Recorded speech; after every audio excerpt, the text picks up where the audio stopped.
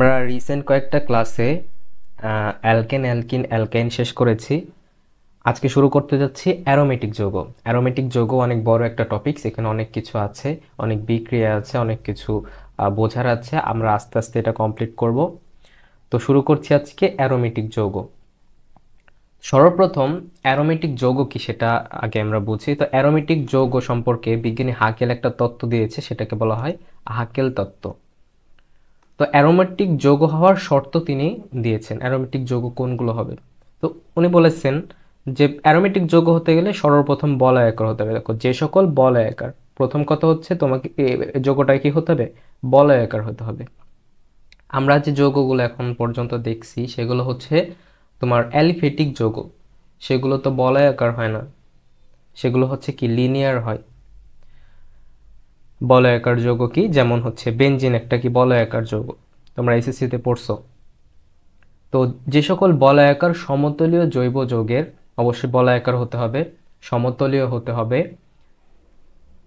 সেটা অবশ্যই তো যৌগ যৌগ হবে, এবং তার অণুতে 4n+2 সংখ্যক সঞ্চারণশীল পাই ইলেকট্রন থাকবে। কত সংখ্যক? 4n+2 সংখ্যক। অবশ্যই ইলেকট্রনগুলোকে হতে হবে সঞ্চারণশীল, এবং ইলেকট্রনগুলো সিগমা ইলেকট্রন না পাই ইলেকট্রন? অবশ্যই পাই ইলেকট্রন।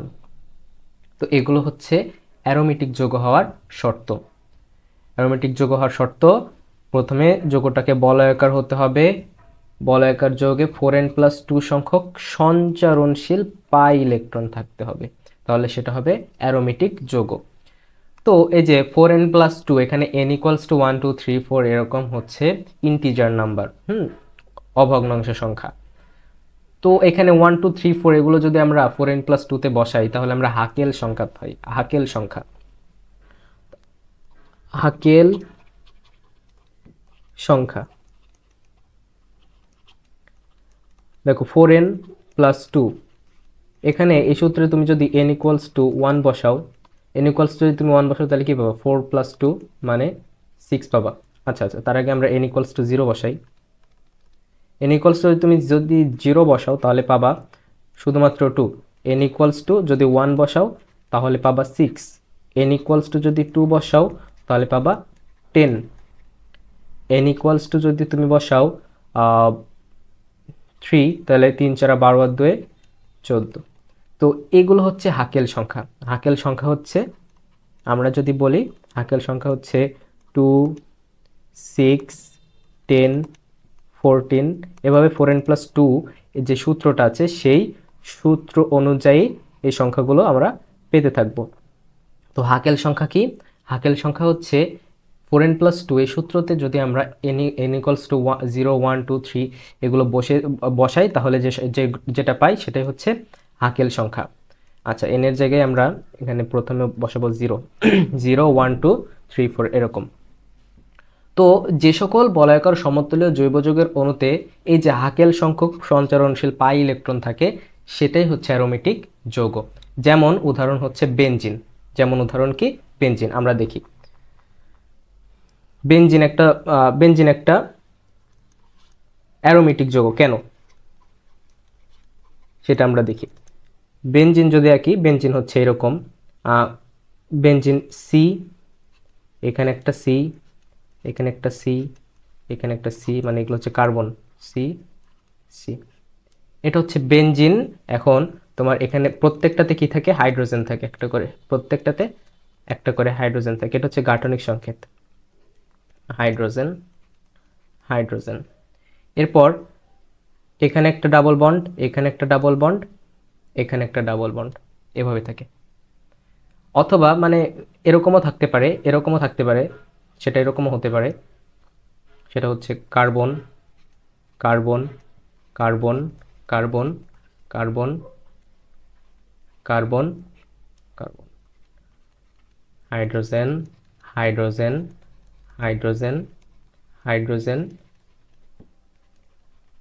এখন এই যে আমরা পাই বন্ধনগুলো দেখছি, এই পাই বন্ধনগুলো মানে এভাবে মানে সার্কুলার ঘুরতে থাকে।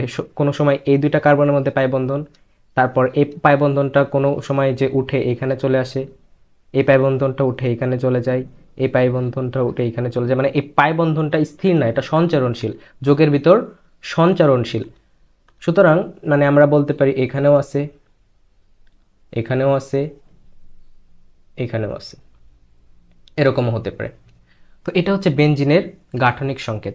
তো এখানে তোমার প্রত্যেকটা কর্নার যে কার্বন আছে, সেই কার্বনকে প্রত্যেকটা ষড়ভুজ, এটা ষড়ভুজের একটা কর্নার দ্বারা চিহ্নিত করা যাবে। 1 2 3 4 5 6, তাহলে 6টা কর্নার, তাহলে কি তৈরি হবে? ষড়ভুজ তৈরি হবে। এবং প্রত্যেকটা কর্নারে একটা করে কার্বন আছে এবং কার্বনের সাথে হাইড্রোজেন আছে। সো এটাকে ইকুইভ্যালেন্টলি এটা লেখা হয়, এটাকে ইকুইভ্যালেন্টলি বেনজিনকে এভাবে লেখা হয়, বেনজিনকে এভাবে লেখা হয়।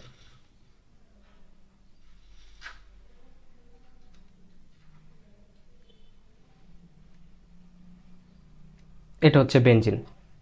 এখন এই যে এখানে দেওয়া হয় গোল্লা, কেন? কারণ এখানে পাই বন্ধনটা সঞ্চারণশীল, পাই বন্ধনটা স্থির না, কখনো এই দুইটা কার্বনের মধ্যে, কখনো এই দুইটা কার্বনের মধ্যে, কখনো এই দুইটা কার্বনের মধ্যে, আবার কখনো এটা কি হইতে পারে, এটা এখানে চলে আসতে পারে, এটা এখানে চলে আসতে পারে, এটা এখানে চলে যেতে পারে। তো এই পাই বন্ধনটা স্থির না, পাই বন্ধনটা সঞ্চারণশীল। তো প্রথমত আমরা এখানে বেনজিন একটা অ্যারোমেটিক যৌগ প্রমাণ করার জন্য প্রথমে আমরা বুঝলাম কি পাই বন্ধন সঞ্চারণশীল। এখানে যে পাই বন্ধনটা আছে, প্রথম শর্ত এটা কি অবশ্যই বলয়াকার, তাই না? এখানে আমরা দেখতে পাচ্ছি বেনজিন কি বলয়াকার, বলয়াকার। আবার 2 নম্বরে আমরা যদি পাই বন্ধন গণনা করি 4n+2, এটা হচ্ছে এখানে আমরা 4n+2 যে নাম্বারগুলো পেয়েছিলাম n-এর মান 1 2 3 4 এগুলোতে আমরা পেয়েছিলাম 2, তারপর পেয়েছিলাম 6, তারপর পেয়েছিলাম 10, তারপর 14। তো এগুলো হচ্ছে কি হাকেল সংখ্যা। এখন আমরা দেখব এখানে হাকেল সংখ্যক পাই ইলেকট্রন আছে কিনা। এখানে পাই বন্ধন কয়টা? এই বেনজিনের ক্ষেত্রে বেনজিনে পাই বন্ধন, বেনজিনে পাই বন্ড 3টা। একটা পাই বন্ডে 2টা ইলেকট্রন থাকে, অর্থাৎ পাই ইলেকট্রন হবে 3 × 2 = 6টি। এখন 6 একটা কি? 6 একটা হাকেল সংখ্যা। তাহলে আমরা দেখলাম বেনজিন বলয়াকার, বেনজিনে 6টি পাই ইলেকট্রন রয়েছে। এখন এই পাই ইলেকট্রনগুলো অবশ্যই সঞ্চারণশীল, আমরা প্রমাণও করলাম। কেন বেনজিনকে এরকম মধ্যে গোল্লা দেওয়া হয়? কারণ এই পাই বন্ধনগুলো স্থির না, এগুলো ঘুরছে। তো সেই কারণে এগুলো হচ্ছে সঞ্চারণশীল ইলেকট্রন, সঞ্চারণশীল পাই ইলেকট্রন। তো প্রথম শর্ত বলয়াকার, দ্বিতীয় শর্ত আমরা দেখলাম হাকেল সংখ্যক ইলেকট্রন রয়েছে, তৃতীয় শর্ত স্যাটিসফাই করছে, সেটা কি? তৃতীয় শর্ত হচ্ছে পাই ইলেকট্রন সঞ্চারণশীল, সঞ্চারণশীল। তাহলে এই 3টা শর্ত যদি মানে কোন একটা যৌগ, তাহলেই সেটা হবে কি অ্যারোমেটিক যৌগ। অতএব এইটা হচ্ছে কি বেনজিন, যা একটা কি অ্যারোমেটিক যৌগ, অ্যারোমেটিক যৌগ। অতএব বেনজিন একটি অ্যারোমেটিক যৌগ। তাহলে আমরা কি পড়লাম? আমরা পড়তেছি অ্যারোমেটিক যৌগ। অ্যারোমেটিক যৌগ হওয়ার শর্ত কি? যৌগটাকে বলয়াকার হতে হবে, যৌগটাতে 4n+2 সংখ্যক অর্থাৎ হাকেল সংখ্যক সঞ্চারণশীল পাই ইলেকট্রন থাকতে হবে, তাহলে সেটা কি হবে? অ্যারোমেটিক যৌগ হবে। যেমন আমরা দেখলাম বেনজিন একটি অ্যারোমেটিক যৌগ। বেনজিন ছাড়াও আরো অনেক যৌগ আছে যেগুলো অ্যারোমেটিক, আমরা সেগুলো একটু দেখি। দেখো, আমরা যদি সাইক্লোঅক্টেন 1 3 5 7 টেট্রাইন আঁকি, মানে কি বোঝাতে চাচ্ছি? এইটা সাইক্লোঅক্টেন 1 3,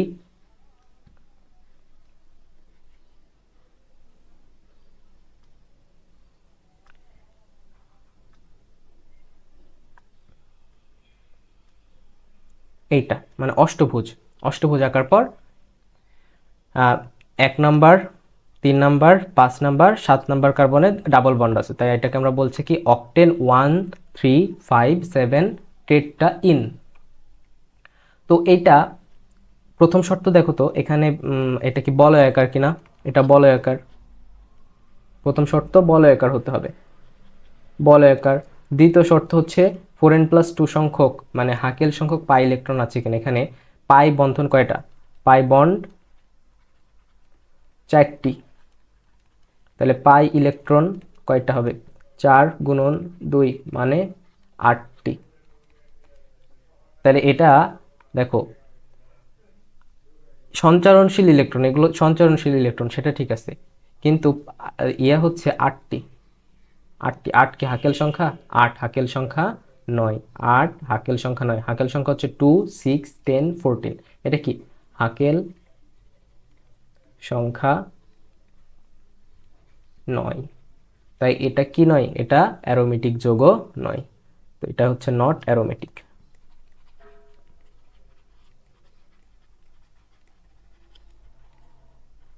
নট অ্যারোমেটিক। আমরা আরো উদাহরণ দেখি। এইটা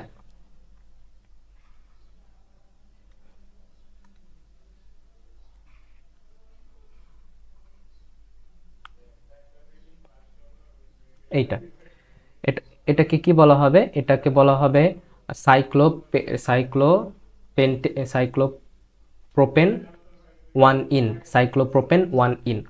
কারণ দেখো 3টা কার্বন আছে, 1, 2, 3, 3টা কার্বন, এবং যেহেতু এটা কি যৌগ? এটা হচ্ছে একটা সাইক্লিক যৌগ, সেই কারণে এটা হচ্ছে কি সাইক্লোপ্রোপেন। সাইক্লোপ্রোপেন, এবং 1 নম্বর কার্বনে কি আছে? একটা ডাবল বন্ড আছে, সাইক্লোপ্রোপেন 1 ইন। তো সাইক্লোপ্রোপেন 1 ইন, এটাতে প্রথম শর্ত এটা মানছে, এটা হচ্ছে বলয়াকার, এটা তো মানছে। দ্বিতীয় শর্ত কি? দ্বিতীয় শর্ত এখানে হাকেল সংখ্যক পাই ইলেকট্রন থাকতে হবে। তাহলে পাই বন্ধন কয়টা এখানে? পাই বন্ধন হচ্ছে একটি। তাহলে পাই ইলেকট্রন কত হবে? পাই ইলেকট্রন হচ্ছে 1 গুণন 2, মানে একটা পাই বন্ধনে 2টা ইলেকট্রন থাকে। তাহলে একটা পাই বন্ধনে 2টা ইলেকট্রন থাকে, তাহলে ইলেকট্রন সংখ্যা কত হচ্ছে? 2টি। এখন 2 এটা কি বলতো? এটা অবশ্যই হাকেল সংখ্যা। হাকেল সংখ্যা। তাহলে আমাদের দ্বিতীয় শর্তও মানছে। প্রথম শর্ত কি ছিল? প্রথম শর্ত ছিল যে বলয়াকার হতে হবে। দ্বিতীয় শর্ত হাকেল সংখ্যক ইলেকট্রন থাকা লাগবে। তৃতীয় শর্ত হচ্ছে ইলেকট্রনগুলো সঞ্চারণশীল হতে হবে। কিন্তু এখানে ইলেকট্রনগুলো সঞ্চারণশীল নয়। সঞ্চারণশীল নয়। কেন সঞ্চারণশীল নয় ইলেকট্রনগুলো?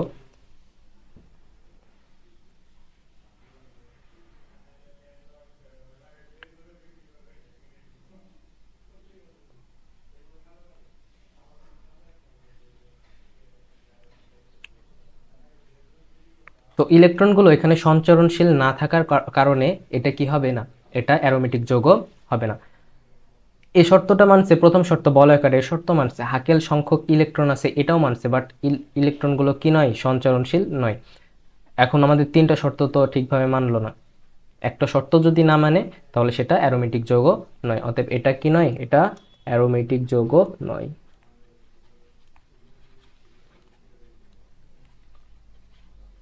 যৌগ নয়। আচ্ছা, আমরা আরো উদাহরণ দেখি। যেমন এইটা,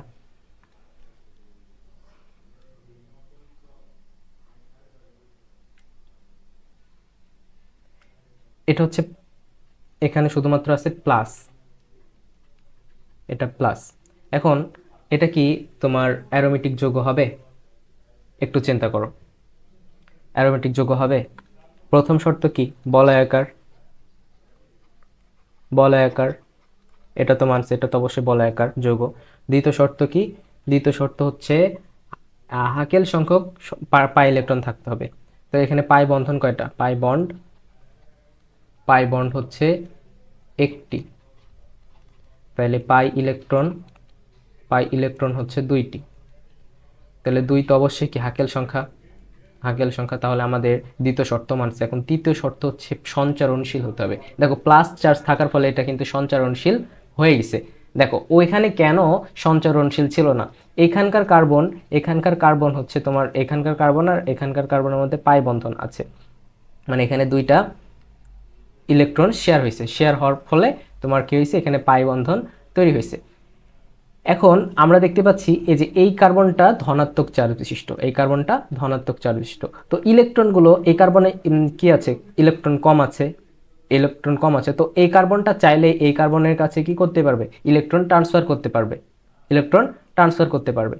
আবার এই দুইটার ভিতর যেহেতু পাই বন্ধন গঠন হতে পারে, তাই এই ইলেকট্রনটা এই কার্বনকে আবার ইলেকট্রন দিতে পারবে যাতে এর সাথে আবার পাই বন্ধন গঠন হয়। সেই কারণে ইলেকট্রনটা এভাবে ঘুরতে থাকবে। কিন্তু ওইখানে ইলেকট্রনটা কেন সঞ্চারণশীল ছিল না, কারণ এই কার্বনে কোনো চার্জ নেই, এই কার্বনে কোনো চার্জ নেই, ধনাত্মক বা ঋণাত্মক চার্জ নেই। সেই কারণে এই ইলেকট্রন চাইবে না সে মানে অস্থিতিশীল হয়ে পড়ুক ইলেকট্রন আসার ফলে। তো সেই কারণে এই ইলেকট্রনটা অলরেডি তোমার স্থিতিশীল আছে দুইটা সুন্দর বন্ধন তৈরি করার ফলে ওইখানে, যেখানে তোমার চার্জ ছিল না। সে কারণে ইলেকট্রনটা এখান থেকে সে গ্রহণ করবে না, সে কারণে ইলেকট্রনটা কি হবে না, সঞ্চারণশীল হবে না। বাট এখানে প্লাস চার্জ থাকার ফলে এখানে এর কার্বন যেটা আছে প্লাস চার্জের সাথে যে কার্বনটা আছে সেটা কি করবে, ইলেকট্রন গ্রহণ করবে। ফলে ইলেকট্রনগুলো কি হবে, সঞ্চারণশীল হবে, এভাবে ঘুরতে থাকবে, তিনটা কার্বনের মধ্যে পাই ইলেকট্রনটা ঘুরতে থাকবে। অর্থাৎ আমাদের 3 নম্বর শর্ত যেটা ছিল, পাই ইলেকট্রনগুলো কি হতে হবে, সঞ্চারণশীল হতে হবে। তাহলে 3 নম্বর শর্ত আমাদের স্যাটিসফাইড। প্রথম শর্ত কি, বলয়াকার, দ্বিতীয় শর্ত হচ্ছে হাইকেল সংখ্যক ইলেকট্রন থাকা লাগবে, তৃতীয় শর্ত হচ্ছে সঞ্চারণশীল হতে হবে, সঞ্চারণশীল।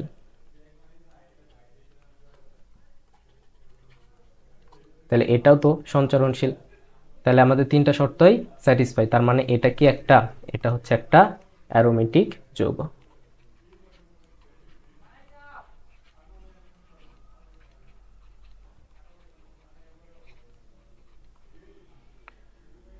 আরেকটা উদাহরণ দিই।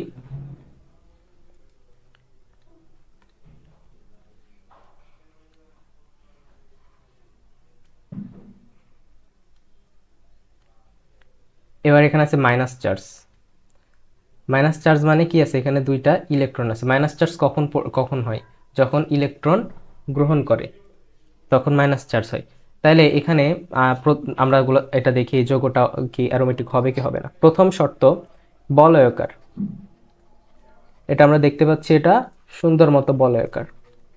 দ্বিতীয় শর্ত হচ্ছে হাকেল সংখ্যক ইলেকট্রন আছে কিনা, পাই বন্ড আছে এখানে কয়টা, পাই বন্ড আছে একটি। তাহলে পাই ইলেকট্রন আছে কয়টা, পাই ইলেকট্রন আছে দুইটি। তাহলে এটা কি অবশ্যই হাকেল সংখ্যা, হাকেল সংখ্যা হচ্ছে 2, 6, 10, 14 এগুলো। তাহলে এগুলো এটা হাকেল সংখ্যার মধ্যে পড়ে। তৃতীয় শর্ত হচ্ছে সঞ্চরণশীল হতে হবে, সঞ্চরণশীল হতে হবে। তাহলে তৃতীয় শর্ত আমাদের স্যাটিসফাইডটা তো অবশ্যই সঞ্চরণশীল, কারণ এখানেও চার্জ আছে। তাহলে এই কার্বনটা এর কাছে চার্জ দিতে পারবে, তারপর তাহলে এর যখন চার্জ এর যখন মানে এই কার্বনটা এর কাছে ইলেকট্রন দিতে পারবে, তখন এর কাছে যখন এক্সেস ইলেকট্রন হয়ে যাচ্ছে তখন এ এর কাছে দিতে পারবে, এ এর কাছে দিতে পারবে। সো এটা কি, এটাও সঞ্চরণশীল। এই কার্বন এই হচ্ছে যোগে যে পাই ইলেকট্রন আছে এটাও সঞ্চরণশীল। তাহলে 3 নম্বর স্যাটিসফাই হচ্ছে কি, সঞ্চরণশীল, সঞ্চরণশীল। তার মানে এটা কি, এটা একটা অ্যারোমেটিক যৌগ, তাই না? কিন্তু এটা অ্যারোমেটিক যৌগ না, আমরা দেখব কেন না। এক জায়গায় ভুল করছি সেই কারণে না, আমি ইচ্ছা করে ভুল করছি যাতে বুঝতে পারো। এখানে পাই ইলেকট্রন আসলে দুইটা না, এখানে পাই ইলেকট্রন 4টা। এই যে এখানে ঋণাত্মক চার্জ থাকার কারণে দুইটা ইলেকট্রন আছে না, তাহলে এই দুইটা ইলেকট্রনও তো পাই ইলেকট্রন। ঋণাত্মক চার্জ থাকার অ্যারোমেটিক মানে তোমার অ্যারোমেটিক বা অ্যালিফেটিক হোক, তোমার জৈব যৌগগুলো যে বন্ধনে আবদ্ধ হয় সেটা হচ্ছে অবশ্যই সমযোজী বন্ধন। তাহলে সমযোজী বন্ধনে তো অবশ্যই যদি ইলেকট্রন আসে, ঋণাত্মক চার্জ আসে, সেটা কিসের ফলে আসছে, ইলেকট্রন শেয়ারের মাধ্যমে নিজের দিকে টেনে নেওয়ার ফলে আসছে। তো এইখানে ইলেকট্রনটাও কি পাই ইলেকট্রন। তাইলে এখানে পাই ইলেকট্রন মোট হচ্ছে 2 যোগ 2 মানে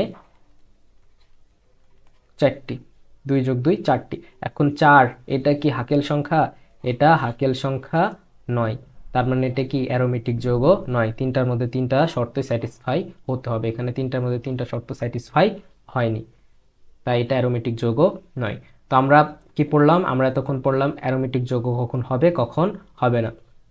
অ্যারোমেটিক যৌগ হওয়ার 3টা শর্ত, প্রথমে বলয়াকার হতে হবে, দ্বিতীয়তে হাকেল সংখ্যক ইলেকট্রন থাকা লাগবে, তৃতীয় নম্বরে হাকেল মানে সেই সঞ্চারণ ইলেকট্রনগুলো মানে পাই ইলেকট্রনগুলো অবশ্যই সঞ্চারণশীল হতে হবে। এই তিনটা শর্ত যদি কোনো যৌগ মানে তাহলে সেটা অ্যারোমেটিক যৌগ হবে। অলরাইট, তো অ্যারোমেটিক যৌগের শ্রেণী বিভাগ পড়ব আমরা এখন। একটা হচ্ছে কার্বোসাইক্লিক,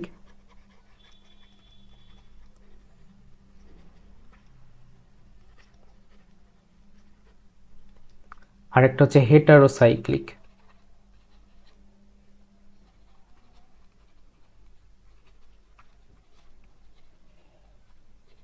তাহলে অ্যারোমেটিক যৌগ কয় ধরনের? দুই ধরনের, একটা হচ্ছে কার্বোসাইক্লিক আর একটা হচ্ছে হেটারোসাইক্লিক। কার্বোসাইক্লিকে শুধুমাত্র কার্বন ও হাইড্রোজেন থাকে। যে সকল অ্যারোমেটিক যৌগে শুধুমাত্র কার্বন এবং হাইড্রোজেন থাকবে সেগুলোকে বলা হবে কার্বোসাইক্লিক অ্যারোমেটিক যৌগ। কার্বোসাইক্লিক অ্যারোমেটিক যৌগে শুধু কার্বন ও হাইড্রোজেন থাকে। হেটারোসাইক্লিক অ্যারোমেটিক যৌগে কার্বন এবং হাইড্রোজেনের সাথে আরও কিছু হেটারো পরমাণু থাকে। এখানে কার্বন ও হাইড্রোজেন এর সাথে হেটারো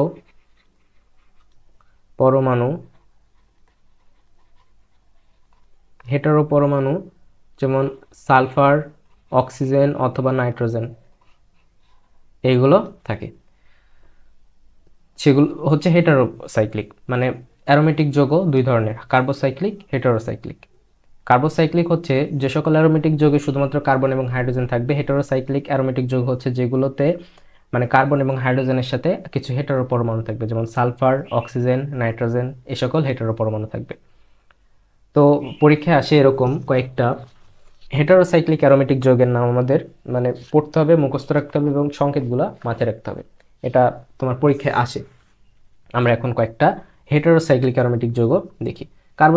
কার্বোসাইক্লিক অ্যারোমেটিক যৌগের উদাহরণ কি আমরা ওখানে যেগুলো দেখছি সবগুলোই কার্বোসাইক্লিক। সেগুলো হচ্ছে তোমার ওখানে শুধুমাত্র কার্বন এবং হাইড্রোজেন আছে, যেমন বেনজিন, তারপর ওই যে তারপর আমরা দেখলাম কি সাইক্লোঅক্টেন 1,3,5,7 টেট্রাইন, এগুলো সবই হচ্ছে কার্বোসাইক্লিক, শুধুমাত্র কার্বন এবং হাইড্রোজেন আছে এখানে। এখন আমরা দেখব কয়েকটা হেটারো পরমাণু দ্বারা গঠিত হেটারোসাইক্লিক যৌগ। এক নম্বরে ফিউরান।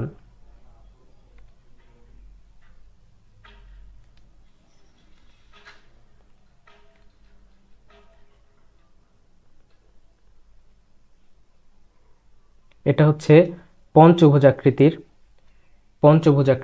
কিন্তু এই যে এইখানে একটা থাকে অক্সিজেন, এখানে কার্বন থাকবে না, এখানে থাকে কি, এখানে থাকে অক্সিজেন। প্রত্যেক কোণা মানে একটা করে কার্বন, বাট নিচে এখানে থাকে অক্সিজেন।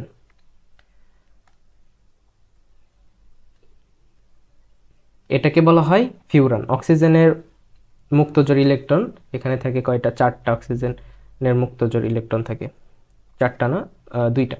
তো এটাকে বলা হয় ফিউরান। ফিউরান। 2 নম্বরে থায়োফিন। থায়োফিনের সংকেত হচ্ছে, এটাও পঞ্চভুজাকৃতির, শুধুমাত্র এখানে অক্সিজেনের জায়গায় থাকে সালফার, এখানে থাকে সালফার থায়োফিনে। সেম, শুধুমাত্র এখানে থাকে সালফার, সালফারের 2টা মুক্তজোড় ইলেকট্রন উপরে থাকে। এটাকে কি বলা হয়? এটাকে বলা হয় থায়োফিন। থায়োফিন। আচ্ছা, এবার আমরা দেখব পাইরন। পাইরনও সেম পঞ্চভুজাকৃতি, শুধুমাত্র এখানে নিচে থাকে তোমার NH, অ্যামিনের একটা মানে অ্যামিন থেকে একটা যদি হাইড্রোজেন চলে যায় তাহলে যেটা থাকে আর কি।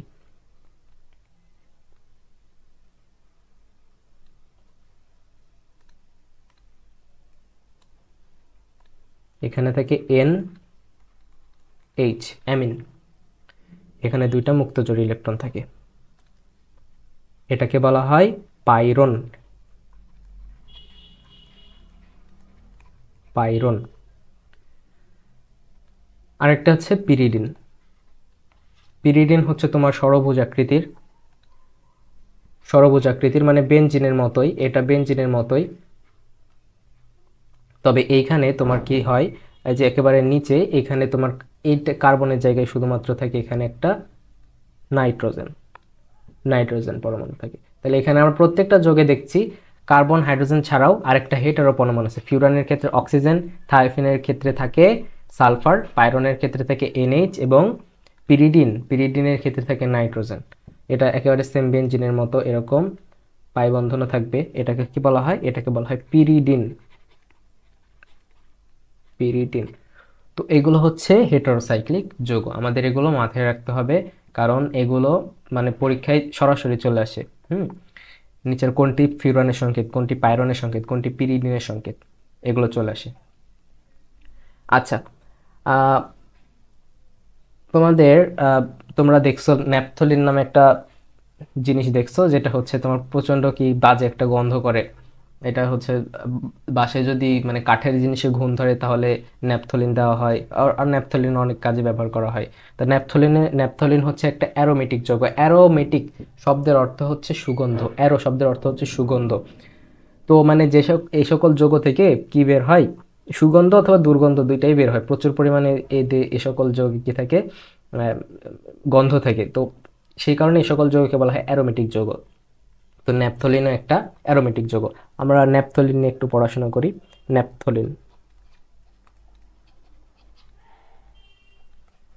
ন্যাপথলিন এটা অ্যারোমেটিক যৌগ, সেই সাথে এটা কার্বোসাইক্লিক অ্যারোমেটিক যৌগ।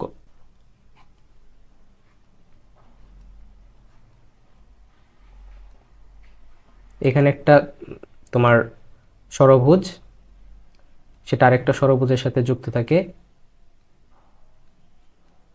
এরকম। এখানে একটা ডাবল বন্ড, এখানে একটা ডাবল বন্ড, এখানে একটা ডাবল বন্ড, এখানে একটা, এখানে একটা। এটা হচ্ছে ন্যাপথলিনের সংকেত। এটা কি? ন্যাপথলিন।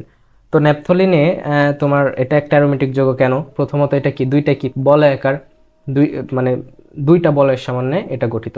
এটা এক নম্বর হচ্ছে বলয়াকার।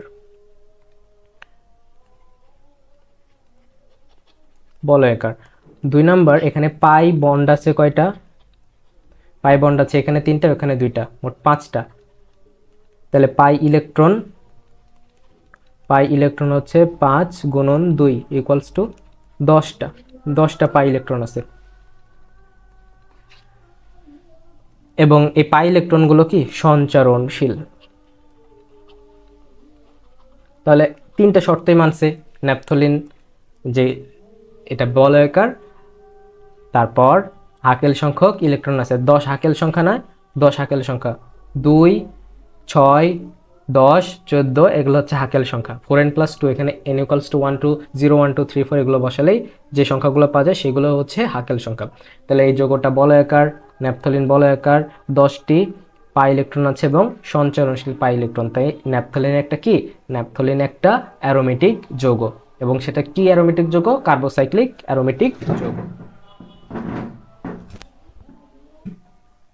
অ্যারোমেটিসিটি বা অ্যারোমেটিকত্ব,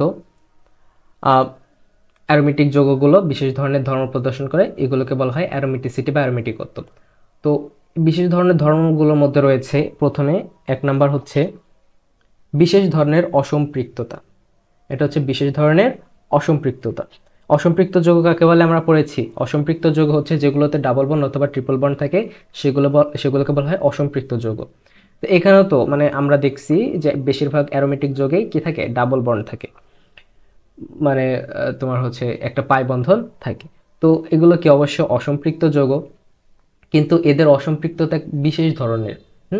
আমরা দেখেছি অসম্পৃক্ত যৌগগুলো যেমন অ্যালকিন অথবা অ্যালকেন, এরা প্রচুর পরিমাণে জুট বিক্রিয়া দেয়। এদের পাই বন্ধনটা ভেঙে গিয়ে জুট বিক্রিয়া দেয়, যুক্ত হয় অন্য পরমাণু এসে।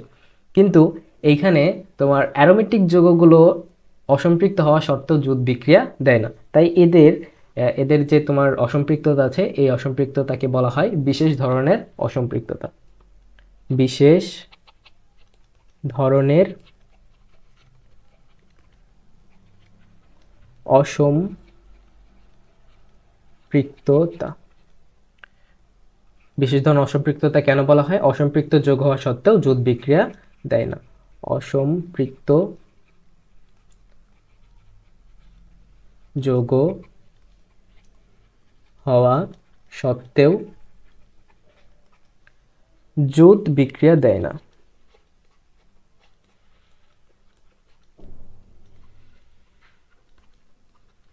সেই কারণে এদের অসম্পৃক্ততাকে বলা হয় বিশেষ ধরনের অসম্পৃক্ততা। এরা মানে অসম্পৃক্ত যৌগগুলো বেশিরভাবে দেখা যায় যে জুট বিক্রিয়া দেয়। আর অ্যালকেনে দেখছি যে ওটা অ্যালকেন তো অসম্পৃক্ত যৌগ না, কারণ ওটাতে শুধুমাত্র একক বন্ধন থাকে। ওটা কি দেয়? প্রতিস্থাপন বিক্রিয়া দিয়েছিল, আমরা দেখেছিলাম ক্লোরিনের সাথে। কিন্তু এটা অসম্পৃক্ত যৌগ, অ্যারোমেটিক যৌগ, অসম্পৃক্ত যৌগ, এর জুট বিক্রিয়া দেওয়ার কথা, কিন্তু জুট বিক্রিয়া দেয় না, কিন্তু এরা প্রতিস্থাপন বিক্রিয়া দেয়, খুব সহজে প্রতিস্থাপন বিক্রিয়া দেয়। তো অ্যারোমেটিসিটির দ্বিতীয় ধর্ম হচ্ছে প্রতিস্থাপিত উৎপাদ গঠনে সহজতা। প্রতিস্থাপিত উৎপাদ গঠনে সহজতা।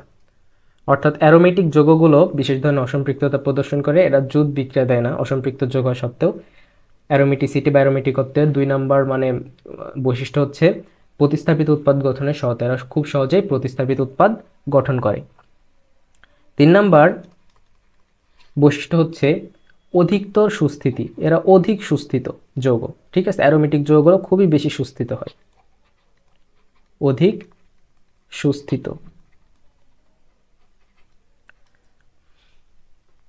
এই যৌগগুলো খুব বেশি পরিমাণে সুস্থিত, এদের সঞ্চারণশীল পাই ইলেকট্রন থাকে। সঞ্চারণশীল পাই ইলেকট্রন থাকার ফলে এরা অধিক সুস্থিত হয়, সঞ্চারণশীল পাই ইলেকট্রন থাকার কারণে। সুস্থিত হওয়ার মানে কি? সুস্থিত হওয়ার মানে হচ্ছে এরা সহজে অন্য কারোর সাথে মানে বিক্রিয়া দিতে চায় না। আর সক্রিয়তা এর বিপরীত, মানে স্থিতিশীলতার বিপরীত হচ্ছে সক্রিয়তা। সক্রিয়তা হচ্ছে যে যৌগগুলো খুব সহজে অন্য যৌগের সাথে বিক্রিয়া দিয়ে থাকে।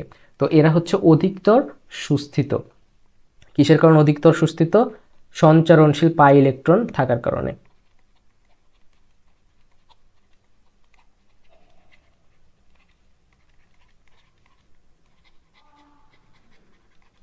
সঞ্চারণশীল পাই ইলেকট্রন থাকার কারণে এরা কি হয়? অধিক পরিমাণে সুস্থিত হয়। তো অ্যারোমেটিসিটি বা অ্যারোমেটিকত্বের এই 3টা বৈশিষ্ট্য আমাদের মাথায় রাখতে হবে: বিশেষ ধরনের অসম্পৃক্ততা, প্রতিস্থাপিত উৎপাদ গঠনের সহজতা, অধিক সুস্থিত।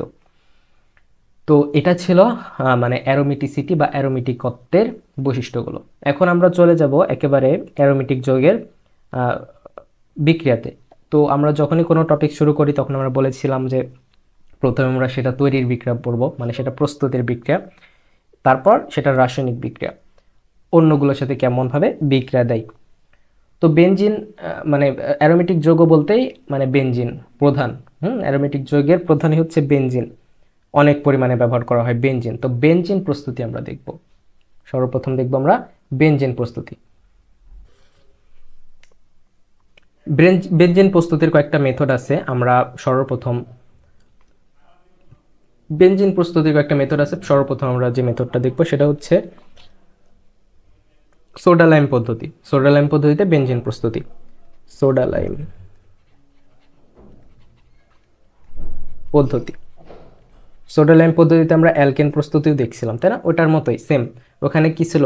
সোডা লাইম পদ্ধতিতে অ্যালকেন প্রস্তুতি ছিল তোমার মানে সোডিয়াম অ্যালকানয়েড, এখানে তোমার বেনজিন অ্যালকানয়েড, সোডিয়াম বেনজিন অ্যালকানয়েড থাকবে। এটা সরি কি বলছি, সোডিয়াম বেনজানয়েড থাকবে। আর এখানে COO আর অ্যালকেন তৈরির সময় কি ছিল? RCOONA, এটা ছিল। এটাকে বলতাম আমরা সোডিয়াম অ্যালকানয়েড, যে অ্যালকাইল মূলক থাকতো, আর এখানে বেনজিন মূলক যুক্ত আছে, তাই এটাকে বলছি আমরা সোডিয়াম বেনজানয়েড। তো এখানে সোডিয়াম বেনজানয়েড সোডা লাইমের সাথে বিক্রিয়া করবে। সোডা লাইম কি? সোডা লাইম হচ্ছে সোডিয়াম হাইড্রোক্সাইড আর ক্যালসিয়াম হাইড্রোক্সাইডের মিশ্রণ। ক্যালসিয়াম অক্সাইড, সোডিয়াম হাইড্রোক্সাইড আর ক্যালসিয়াম অক্সাইডের মিশ্রণ। এখন কি হয়? এই যে এই হাইড্রোজেনটা গিয়ে এইখানে যুক্ত হয়, তাহলে কি তৈরি হবে? ওখানে যদি হাইড্রোজেনটা যায় যুক্ত হয়, ওখানে গিয়ে হাইড্রোজেন যুক্ত হলে, এখানে গিয়ে হাইড্রোজেন যুক্ত হলো, তাহলে কি বেনজিন তৈরি হয়ে গেল। এখানে হাইড্রোজেন যুক্ত হলে বেনজিন তৈরি হলো। তো হাইড্রোজেন আমরা বেনজিন ভাবে দিই না, কার্বনের সাথে বলছি যে আমরা একটা হাইড্রোজেন আছে। আর তাহলে কি তৈরি হলো, সোডিয়াম এখানে একটা, এখানে একটা, দুইটা সোডিয়াম, Na2CO3 আর ক্যালসিয়াম হাইড্রোক্সাইড। তো এই পদ্ধতিতে কি তৈরি হলো, এই পদ্ধতিতে বেনজিন তৈরি হলো। তো বেনজিন তৈরির একটা পদ্ধতি হচ্ছে সোডা লাইম পদ্ধতি। আমরা অ্যালকেনের ওই বিক্রিয়াটা যদি মাথায় রাখতে পারি তাহলে এটাও মাথায় রাখতে পারবো, মানে রিলেট করে এগুলো পড়তে পারবো। এছাড়াও পাতন পদ্ধতিতে, জিঙ্কের পাতনের মাধ্যমে বেনজিন তৈরি করা হয়। এখানে কি করা হয়, এখানে হয় ফেনল, মানে বেনজিনের উপর OH মূলক থাকলে সেটাকে বলা হয় কি ফেনল। ফেনলের সাথে নেওয়া হয় জিঙ্ক। এখন এটাকে যদি পাতন করা হয় তাহলে এই যে জিঙ্ক অক্সিজেনটা নিয়ে চলে যায়, তখন শুধুমাত্র পড়ে থাকে কি এখানে বেনজিন, আর এখানে তৈরি হয় জিঙ্ক অক্সাইড। তো বেনজিন তৈরির আমরা দুইটা পদ্ধতি দেখলাম, একটা হচ্ছে সোডা লাইম পদ্ধতি আর একটা হচ্ছে জিঙ্কের পাতন পদ্ধতি। আরো পদ্ধতি আছে বেনজিন তৈরির। গ্রিগনাট বিকারক থেকে আমরা অ্যালকেন তৈরি করছি না, গ্রিগনাট বিকারক থেকে বেনজিনও তৈরি করা যায়, গ্রিগনাট বিকারক থেকে।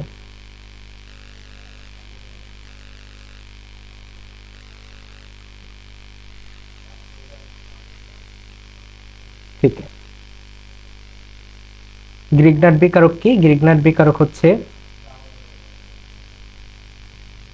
RMgX, অথবা এই যে এখানে বেনজিনের সাথে MgX। X মানে কি, X মানে হচ্ছে কোন একটা হ্যালোজেন। RMgX এটা কি করে, এটা হচ্ছে যে কোনো সক্রিয় হাইড্রোজেন বিশিষ্ট যৌগের সাথে বিক্রিয়া করে। সক্রিয় হাইড্রোজেন বিশিষ্ট যৌগ, যে হাইড্রোজেনটা অক্সিজেন, নাইট্রোজেন, ফ্লোরিন এবং ক্লোরিনের সাথে যুক্ত থাকে সেগুলোকে বলা হয় সক্রিয় হাইড্রোজেন বিশিষ্ট যৌগ। এটা আমরা পড়েছি, ইয়াতেই পড়েছি, অ্যালকেনেই পড়েছি। তো গ্রিগনার বিকারক যে কোনো সক্রিয় হাইড্রোজেন বিশিষ্ট যৌগ, যেমন পানির অণু, এটার সাথে যদি বিক্রিয়া করে তাহলে কি তৈরি করবে, তাহলে এই যে এই হাইড্রোজেনটা গিয়ে এটা পুরোটাকে প্রতিস্থাপন করে, হাইড্রোজেনটা গিয়ে একে পুরো MgX কে প্রতিস্থাপন করে। তার ফলে কি পাওয়া যাবে, তার ফলে এখানে শুধুমাত্র বেনজিন পাওয়া যাবে, আর সাথে কি, আর সাথে হচ্ছে ম্যাগনেসিয়াম OH। তো এই হচ্ছে গ্রিগনার বিকারক থেকে বেনজিন তৈরির প্রক্রিয়া। বেনজিন তৈরির আরো প্রক্রিয়া আছে, সেটা হচ্ছে একটা হচ্ছে অ্যাসিটিলিন থেকে বেনজিন তৈরি। অ্যাসিটিলিন,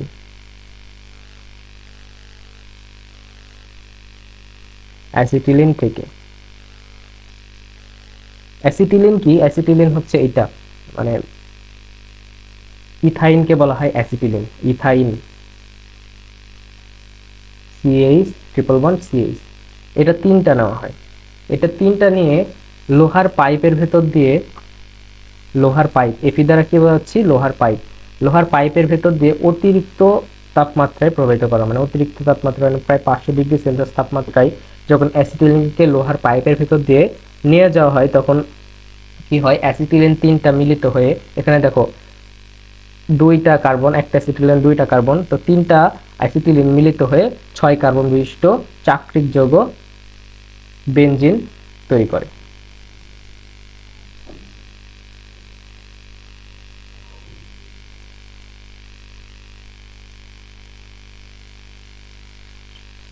কার্বন বিশিষ্ট বেনজিন তৈরি করে। তো এটার মিডে অনেক তোমার প্রসেস আছে, আমি ওইগুলো দেখালাম না, মানে তিনটা একসাথে যুক্ত হয়ে কিভাবে তৈরি করে আর কি অ্যাসিটিলিন, সেটা দেখালাম না, ওটা ইম্পর্টেন্ট না। শুধুমাত্র এটা এমসিকিউ আসে মাঝে মাঝে যে অ্যাসিটিলিন থেকে বেনজিন তৈরি, এটুকু জানলেই হবে, অত ডিপে যাওয়ার দরকার নাই আই গেস।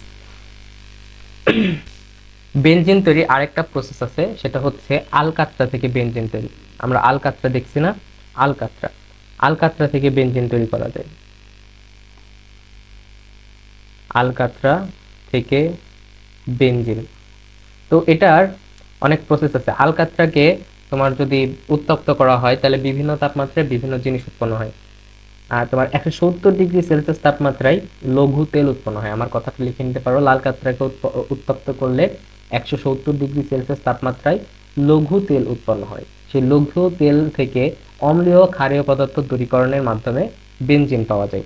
তো এটা অনেক বড় একটা বিস্তারিত প্রসেস, সেটা বইয়ে সুন্দর করে লেখা আছে, মাঝে মাঝে আসে। তবে এখান থেকে গুরুত্বপূর্ণ কথা হচ্ছে মানে আলকাতরা থেকে বেনজিন তৈরি করার জন্য কি করা হয়, 170°C তাপমাত্রায় লঘু তেল পাওয়া যায়। সেই লঘু তেল থেকে অম্লীয় ক্ষারীয় পদার্থ দূরীকরণের মাধ্যমে বেনজিন পাওয়া যায়। এই কথাটা সবচেয়ে ইম্পর্টেন্ট। এর ভিতরে আরো অনেক কিছু আছে। তো তুমি তোমার হোমওয়ার্ক হচ্ছে এটা একটু পড়ে নেওয়া, ঠিক আছে? বই থেকে পড়ে নেওয়া তোমাদের হোমওয়ার্ক। সেটা হচ্ছে আলকাতরা থেকে বেনজিন তৈরি। এটা বই থেকে একটু পড়ে নিবে, অথবা কোনো ইউটিউবে গিয়ে সার্চ দিলেও পাবা কোনো ক্লাস যে আলকাতরা থেকে কিভাবে বেনজিন তৈরি করা যায়। তো দেখে নিতে পারো, অতটাও ইম্পর্টেন্ট না। তাহলে আগামী ক্লাসে শুরু করব তোমার বেনজিনের রাসায়নিক বিক্রিয়া। আজকের ক্লাসে এই পর্যন্ত। আল্লাহ হাফেজ।